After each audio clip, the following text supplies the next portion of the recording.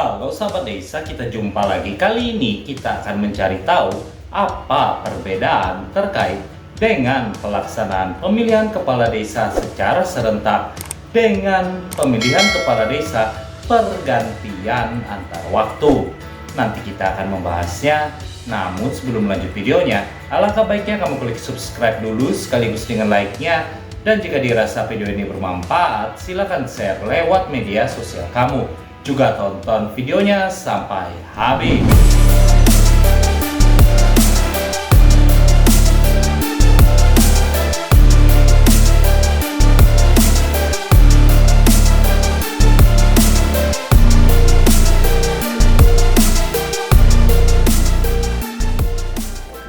Nah, kita akan membandingkan dua aturan terkait pelaksanaan pemilihan kepala desa.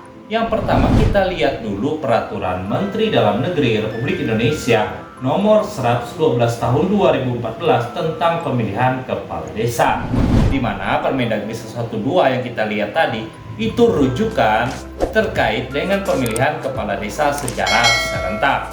Dan di Permendagri 112 yang namanya pemilihan kepala desa serentak itu ada disampaikan di pasal 2 ini. Pemilihan kepala desa serentak itu dilakukan secara serentak satu kali atau dapat bergelombang. Jadi di mana ada kepala desa yang habis masa jabatannya, maka dia diikutkan dalam pemilihan kepala desa, dan nanti pelaksana pemilihannya serta tahapan-tahapannya itu dilakukan serentak dalam wilayah kabupaten tersebut dengan desa lainnya pada kondisi yang sama. Berbeda dengan pemilihan kepala desa pergantian antar waktu, yang mana jika kita melihat apa yang disampaikan pada Peraturan Menteri Dalam Negeri Republik Indonesia Nomor 65 Tahun 2017 tentang perubahan atas Peraturan Menteri Dalam Negeri Republik Indonesia Nomor 112 Tahun 2014 tentang pemilihan kepala desa. Untuk pemilihan kepala desa pergantian antar waktu itu tidak dilakukan serentak, tapi hanya dilakukan pada desa yang akan melaksanakan pemilihan kepala desa antar waktu. Nah, berikutnya kita kembali ke Permendagri 112 Tahun 2014, di mana pemilih dalam pemilihan kepala desa secara serentak itu ada disampaikan di pasal 10 ini, di mana dikatakan pemilih yang menggunakan hak pilih harus terdaftar sebagai pemilih, yang mana persyaratannya diuraikan lebih lanjut di ayat 2. Itu berbeda dengan pemilihan kepala desa pergantian antar waktu, di mana nantinya pemilihan akan dilaksanakan secara musyawarah, dan untuk peserta yang hadir dalam musyawarah itu ditentukan oleh BPD berdasarkan keterwakilan masyarakat.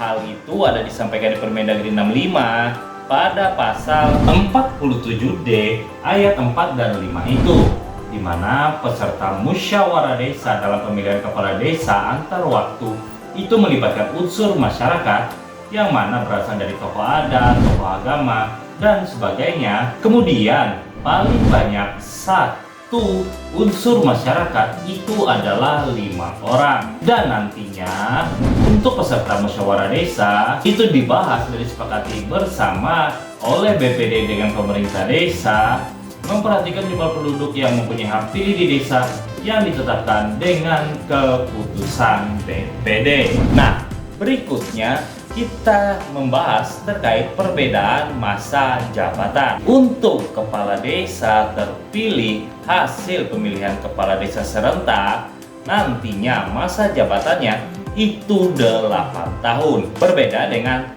calon kepala desa terpilih hasil pemilihan kepala desa antar waktu, maka dia hanya melanjutkan sisa masa jabatan kepala desa sebelumnya. Misalkan kepala desa sebelumnya itu masa jabatannya adalah 8 tahun, namun dia hanya menjalankan 2 tahun masa jabatan, hingga tersisa 6 tahun dan dilaksanakan pemilihan kepala desa pergantian antar waktu. Maka calon kepala desa terpilih pergantian antar waktu itu hanya melaksanakan tugas selama 6 tahun. Hal itu ada disampaikan di Permendagri 65 pada pasal 47A di ayat 3 itu.